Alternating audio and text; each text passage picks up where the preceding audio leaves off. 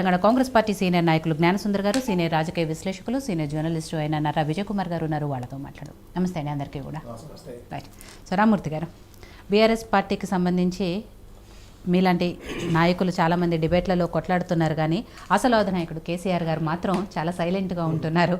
ఎందుకుంటున్నారు అంటే చాలా పరిణామాలు జరుగుతున్నాయి పార్టీలో. ముఖ్య నాయకులు చాలామంది వెళ్ళిపోతున్నారు.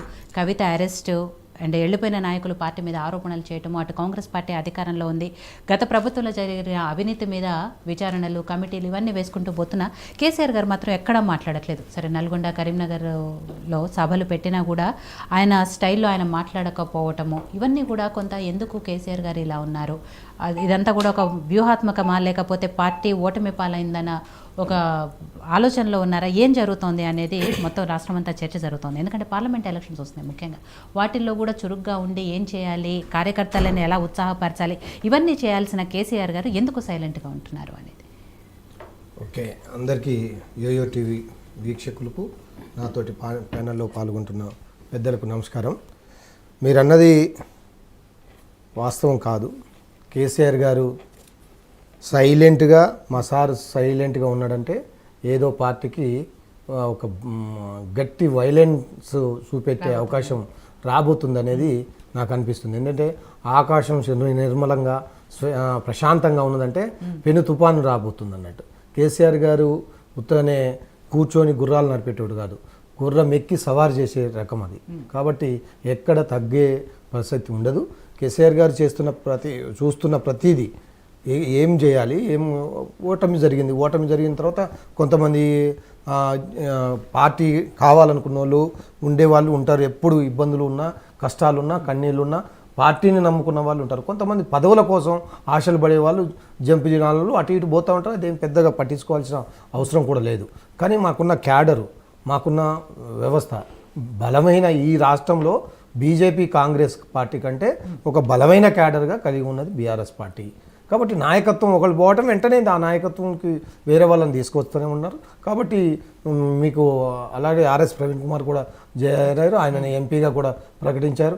అటు ఐఏఎస్ ఆఫీసరు మాజీ ఐఏఎస్ వెంకటరామరెడ్డి గారిని కూడా, అంటే కార్యక్రమాలు లోపల జరుగుతూనే ఉన్నాయి. కానీ యుద్ధం గట్టిగా చేయాలి అంటే కొంచెం ఒక పులి ఒక అడుగు వెనక్కేసి పంజా ఇసరాలంటే అది ఆ బలాన్ని, ఆ శక్తిని అవన్నీ కూడగట్టుకుంటున్నారు కేసీఆర్. ఎక్కడ ఎవరికి భయపడే కాదు, ధీరుడు వీరుడు లాగానే నిలబడతాడు, కలబడతాడు.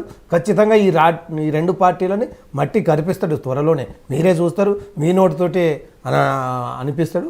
అది కేసీఆర్ గారి లక్ష్యం. రామూర్తి గారు, మేము కూడా అదే ఎదురు చూస్తున్నాం. ఎందుకంటే కేసీఆర్ గారు లాంటి నాయకులు సైలెంట్గా ఉండటము అనేది ఎవరు కూడా చూడలేకపోతున్నారు. సరే, ఎలాంటి వ్యూహాలతో వస్తారు, ఏం చేస్తారు అనేది, అపర చాణక్యుడు రాజకీయంగా ఎలాంటి వ్యూహాలు రచిస్తారు అనేది ఆయన రాజకీయం అందరికీ తెలిసిన విషయం. బట్ పార్లమెంట్ ఎలక్షన్స్ వస్తున్నాయి, వెళ్ళిపోయే నాయకులు ఎక్కడా కూడా అంటే బుజ్జగించే ప్రయత్నాలు, ఆపే ప్రయత్నాలు జరగట్లేదు. ఓవైపు హరీష్ రావు అండ్ కేటీఆర్ గారు ఢిల్లీలో కవిత గారు అరెస్ట్ విషయంలో బిజీగా ఉన్నారు, ఇక్కడ ఈయన మాట్లాడకపోవటం. సో నాయకులంతా వెళ్ళిపోతున్నారు సైలెంట్గా.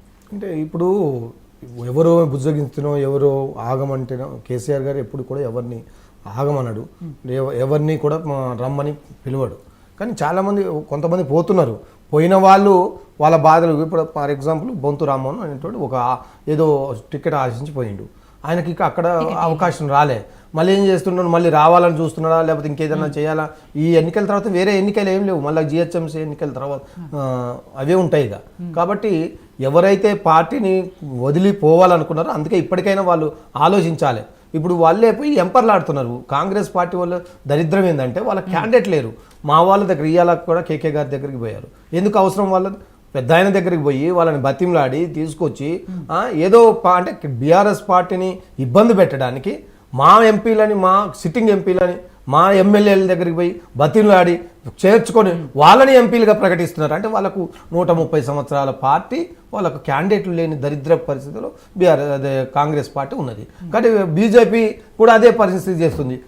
ఎవరైనా తీసుకుంటే మేము రాజీనామాలు చేసినాక మా పార్టీకి రావాలన్న బీజేపీ పార్టీ అందరినీ కూడా దండం పెట్టి తీసుకుంటున్నారు. కాబట్టి ఈ రెండు పార్టీలకు క్యాండిడేట్లు లేరు, మాకు వ్యక్తులు ఉన్నారు, శక్తి ఉన్నది, మాకు క్యాడర్ ఉంది. కాబట్టి ఎవరు పోయినంత మాత్రాన మాకు ఒరిగేదేం లేదు.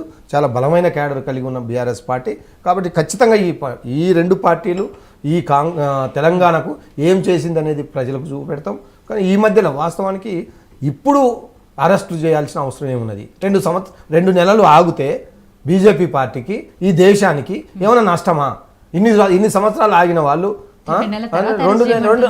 ఒకవేళ అరెస్టులో ఇప్పుడే చేయాల్సిన అవసరం ఉంది. అంటే ప్రజల మైండ్ని డైవర్ట్ చేసి, ప్రజల యొక్క ఆత్మస్థైర్యాన్ని దెబ్బతీసి, ప్రజల్ని ఇబ్బంది పెట్టే రకంగా ఉంటుంది. కాబట్టి దీని మీద ఎలక్షన్ కమిషన్ కూడా చర్యలు తీసుకోవాలి.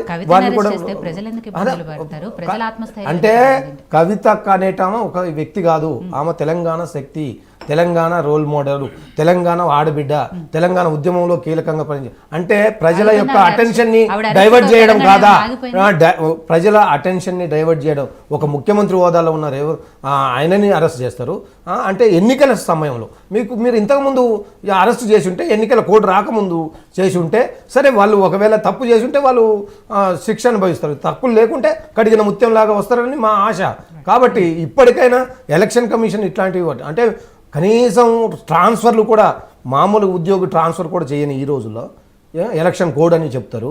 మరి ఇట్లాంటి వాళ్ళని అరెస్టులు చేసి ప్రజల యొక్క మైండ్ని ఎందుకు డైవర్ట్ చేస్తున్నారు?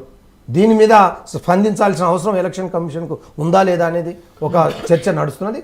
కాబట్టి ఏది ఏమైనా కానీ ఖచ్చితంగా బీఆర్ఎస్ పార్టీ ఉద్యమ పార్టీ, ఎవడు పోయిన ఒక్కరితోటే కేసీఆర్ గారు స్టార్ట్ చేసిండు తెలంగాణ ఉద్యమాన్ని, తెలంగాణ రాష్ట్రాన్ని సాధించిండు.